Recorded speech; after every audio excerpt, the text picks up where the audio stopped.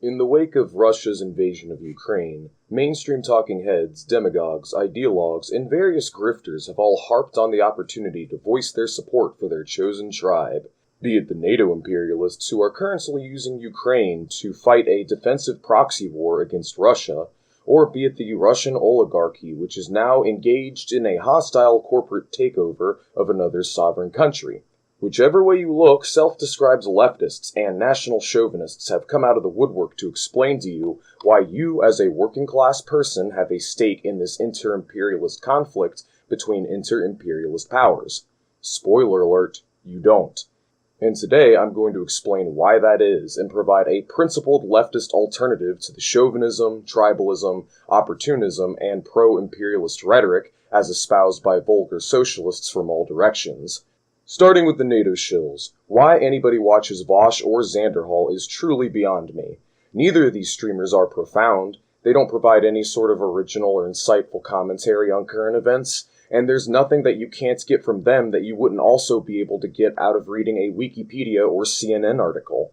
Even worse, while mainstream media is not only reporting the news, but making the news on this conflict, these two airheaded shitlibs are coming along and putting an even greater spin on the events, uncritically regurgitating Western imperialist propaganda without the slightest bit of scrutiny from themselves or their audience.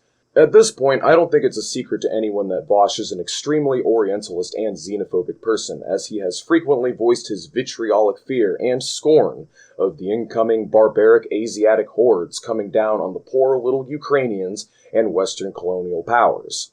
On the other hand, we have the opposite end of the spectrum, the Russia apologists and Putin shills, who are instead uncritically regurgitating Russian propaganda that this was a humanitarian intervention to save Donbass insurgents from neo-Nazis and to stop an ongoing genocide, as though the 1.2 million people who have been chased out of the country, every last man, woman, and child, is a Nazi and or Azov battalion.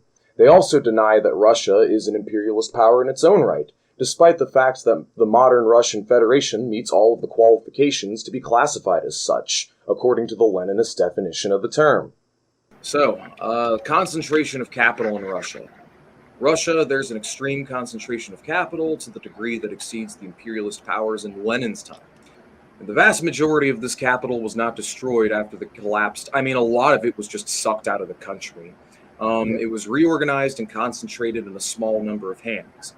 The U.S.-led imperialist bloc tried to seize control of this formation, but was unable to, which allowed the new bourgeoisie in the USSR, former USSR, transform into an independent national bourgeoisie. So basically, based on official statistics, top 600 firms in Russia account for 70% of its GDP. In Imperialism, Lenin analyzed the concentration of production into a number of the capitalist countries at the time. So, based on the statistics available, he demonstrated that the economic basis of imperialism in the U.S. in 1909, the largest 30,000 firms accounted for 44% of total GDP. Basically, Russia is even more concentrated and centralized as the modern-day oligarchy is today than America and Britain were back in the early 1900s. So, and we have to point out too that it's called imperialism, the highest stage of capitalism, because this is how all capitalist nations go towards. Some of them don't make it in the long run, but the bigger ones definitely do head that way. Some of them do. Then we have the export of capital by Russian firms. Gazprom has subsidiaries in 36 countries outside of Russia. In 2016, Rosneft purchased a 98% stake in the India-based oil company SR Oil. So Russia is exporting capital. They are exporting capital. Overall, Russian direct investment abroad exceeds 440 billion. While this pales in comparison to the 5 trillion that the US has in foreign direct investment, it still represents a significant, Russia's a world power, people. It is, for all intents and purposes, a world power. My point is that though the bear has been declawed and defanged and castrated, the bear is still a bear nonetheless. So the export of capital by Russian firms, struggle between imperialist powers, this fucking war. Let's see what else. Conclusion. Russia is an imperialist power. It's not as developed, and its wealth isn't as concentrated. You know what I mean? Like Western Europe and the US, that's pretty much these countries plus their junior power partners and offshoots are pretty much the imperialist bloc of the world, constituting 14% of the population while consuming and holding 80% of its wealth and resources. We need to keep in mind that imperialism is a state of being. It is a state of being. It isn't just like it isn't just an action. It's a state of being. It's a degree of capitalist development. And like you said, not all capitalist countries reach the stage of imperialism. But Russia, by these parameters, technically has, and it actually has. But it's not as powerful. It doesn't pose as much of a threat, and it hasn't engaged in anything near on the level of barbarism and, you know, genocide and brutality and inhumanity and atrocities and crimes against humanity that the United States or France, Britain, Germany have.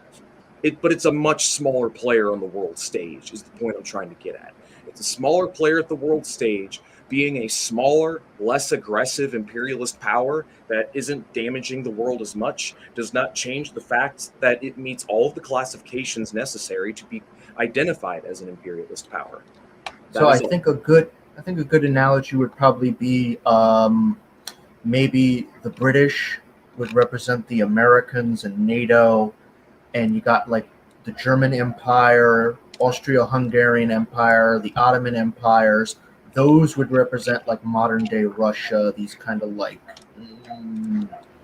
they've some stagnated, but they've been trying to catch up with development and having a very autocratic system. But I think that's a really good analogy between the two. It's basically like, you know, they're trying to be the rising power versus the status quo great imperial powers. And the only reason Russia hasn't been able to, like, you know, do anything as horrible as the United States has is because they're not the ones on top. If they were on top, obviously, then it'd be a disaster. But yeah. And thus, despite being a capitalist country developed at the stage of monopoly, with its own basis of finance capital, with its own financial oligarchy, which exports investment to dozens of countries around the globe, which is in the process as we speak of dividing the world amongst itself and other imperialist powers, Russia is still not seen as imperialist by the Hosler-Maponite cult. The truth is that the reason why Russia and China haven't exercised evil to the degree that the US and Western Europe has and continues to do so is because, 1, it's not in their interest to do so. It's actually within their material interests to do the opposite and offer a better deal to the exploited nations of the world. And number 2, they simply don't have the power to exert violence and coercion onto the world to the same degree that the West has, does, and continues to do. China can't support a defense budget of world conquest proportions. Russia can't leverage its currency against developing nations, directly sanctioning them and starving them to death whenever they fall out of line with Russian interests. But America can, be it through the overt warfare in the form of invasion and bombing campaigns, be it through the covert warfare via coups and color revolutions, be it through attrition or the direct starving out of entire regions of the globe through sanctions such as Cuba, Venezuela, Iran, Afghanistan, etc. In summary, on a fairly routine basis, America and Western Europe kill, impoverish, and displace orders of magnitude more people than Russia and China ever has and probably ever will. And with that being said, it's time to discuss the principled leftist stance in the wake of this conflict. What is the proper Leninist take, you ask? 2 words. Revolutionary defeatism. If you guys really want to know what the proper Marxist-Leninist position is on all of this, in the face of all of this, it is to stand in solidarity with the international proletariat. This doesn't just include the proletariat of Russia, but the proletariat of Ukraine as well. The Russian proletariat and the Ukrainian proletariat, neither of them are our enemies. They are our allies. They are our comrades. These are the people that we need to stand in solidarity and support. Not just in their regular everyday struggles, but in their struggle against the imperialists and their own governments. The imperialists and their own government is what they need to oppose. So we have a duty as Marxist-Leninists to recognize our class interest, our collective class interest, and to build international solidarity among friends and among nations, and stand together as a singular international proletariat, drawing the line between ourselves and our interests and that of the imperialists, the transnational bourgeoisie, and the governments of the world. So to support the Russian government in this instance, to support NATO, to support either side, is actually an improper position. And Russian people do not deserve to suffer. Ukrainian people do not deserve to suffer. But they're all suffering because capitalism inherently leads to this. To be a revolutionary defeatist is to be an internationalist. It is to strive for the downfall of one's own government, using the civil unrest and instability brought about by the war as a means to galvanize the public and unite them against the state. In this way, it's about getting the people to recognize that it's not about NATO versus Russia, nor is it about Russia versus NATO. It's about the international proletariat against the international bourgeoisie. It's about getting the people to recognize that we don't need to fight and die for their bloody wars of conquest, that we gain nothing by going overseas and murdering people who have never wronged us in their name, that they are using us as pawns in a chess game directly playing with our lives, and that above all else, our real enemies aren't the Russians or Ukrainians, but the imperialists, the capitalist class, and the bureaucrats managing their crooked legal systems. In this way, we must stand in solidarity with both the Ukrainian people in their struggle against Russian aggression, as well as the Russian people in their struggle against their Bonapartist governments. On all sides, from all angles, we must oppose the war, oppose the propaganda, frustrate the war, unite with our comrades across borders, and strive for the collective downfall and overthrow of our respective imperialist regimes. In the short term, we should provide any support that we can to Ukrainian refugees fleeing the region, any Ukrainian comrades fighting against their bourgeois governments, as well as any Russian comrades who are fighting against their own government as well. During the Revolutionary War, and a revolutionary class cannot but desire the defeat of its government. This axiomatic and disputed only by consciousness partisans or helpless satellites of the social chauvinists. Among the former, for instance, in Semkoski's of the organizing committee, and among the latter, Trotsky in Bukovoyed, and Kautsky in Germany, to desire Russia's defeat, Trotsky writes, an uncalled for and absolutely unjustifiable concession to the political methodology of social patriotism, which would replace the revolutionary struggle against the war and the conditions causing it with an orientation highly arbitrary in the present conditions towards the lesser evil. This is an instance of a high-flown phraseology in which Trotsky always justifies opportunism.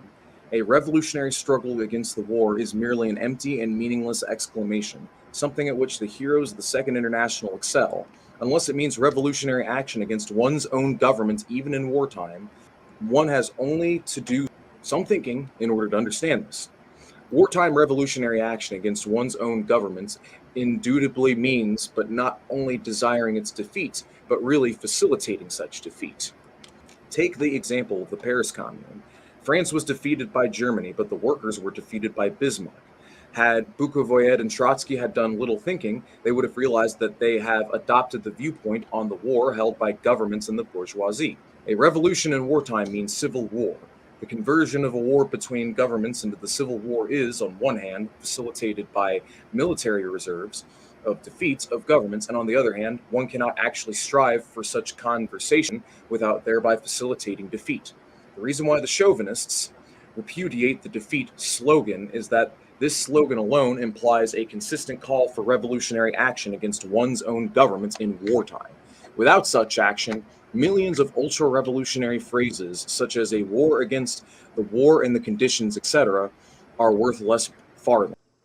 Here, Lenin is arguing against Trotsky's opposition to revolutionary defeatism, or the notion that deliberately undermining one's own government during wartime as to accelerate its demise is a form of lesser evil political struggle, and that being opposed to the war in and of itself is the correct line. Effectively, Lenin argues that unless one is willing to carry out direct sabotage against the state, one can claim to be anti-war all that they want. but without direct action to bring about the desired outcomes, the phrase-mongering of revolutionary struggle against the war and neither victory nor defeat are a little more than meaningless platitudes. And in that effect, being neither in favor of the victory nor defeat of one's own imperialist nation slants a neutrality bias in the favor of chauvinism, and in practice leads to the fermenting of nationalism down the line. The Tsarist government was perfectly right in asserting that the agitation conducted by the Russian Social Democratic Labor Group in the Duma, the sole instance in the International, not only of parliamentary opposition, but a genuine revolutionary anti-government agitation among the masses, that this agitation has weakened Russia's military might and is likely to lead to its defeat. This is a fact to which it is foolish to close one's eyes. The opponents of the defeat slogan are simply afraid of themselves when they refuse to recognize the very obvious facts that the inseparable links between revolutionary agitation against the government and helping bring about its defeat. Asking any social democrat who calls himself an internationalist whether or not he approves of an understanding between the social democrats of the various belligerent countries on joint revolutionary action against all belligerent governments, many of them will reply that it is impossible, as Kautsky has done, thereby fully proving his social chauvinism.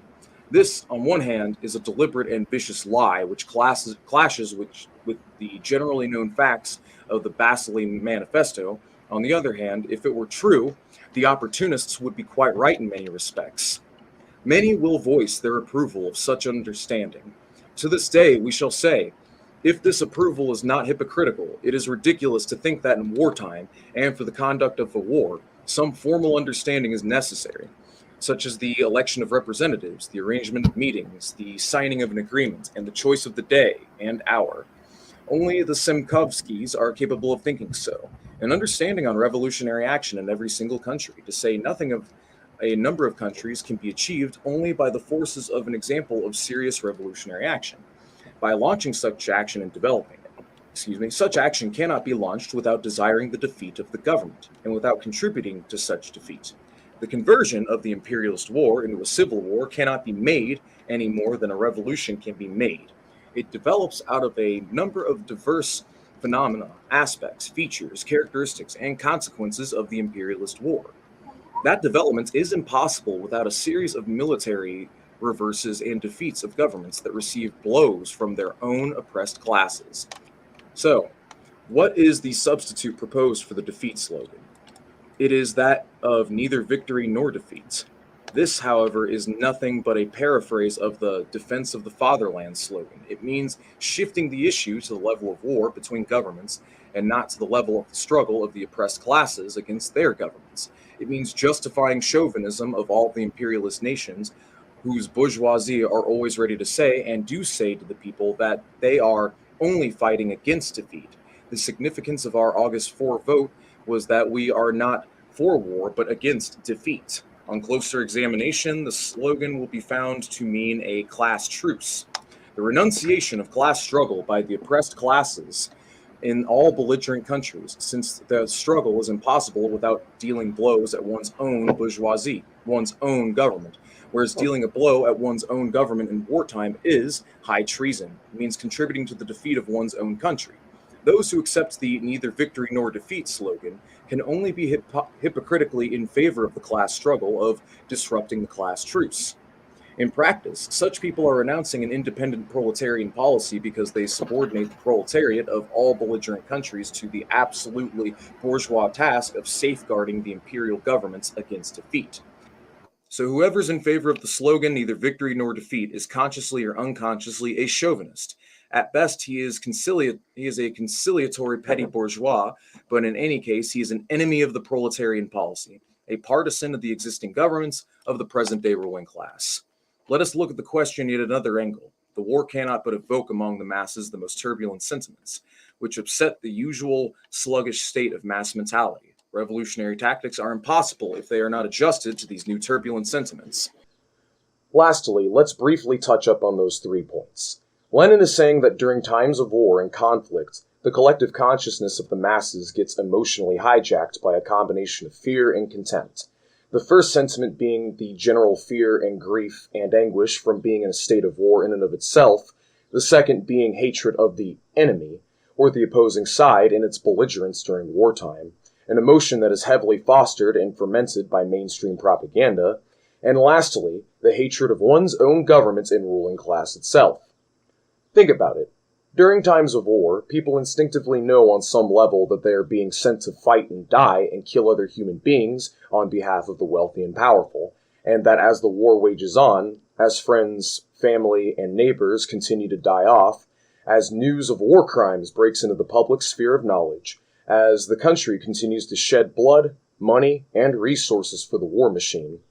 After a certain point, if the war is not being fought for a just cause, such as national liberation, but is rather an unjust imperialist war of aggression, people are going to pick up on that. They were picking up on that during the Iraq War, they were picking up on it during the Vietnam War, and they're certainly picking up on that again over in Russia as we speak. Nobody likes war. Regular working day people don't want to take up arms against other people from another country whom outside language and cultural differences have more in common with each other than they do with their own respective national bourgeoisie.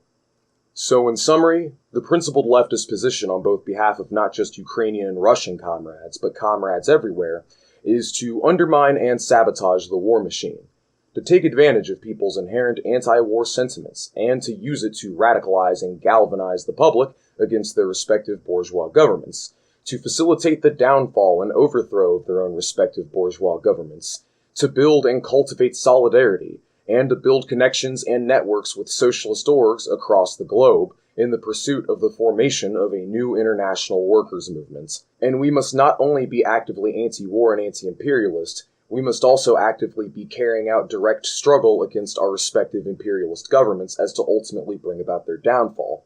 At the very least, we should be out there engaging in anti-war activism rather than cheerleading for one imperialist oligarchy or another.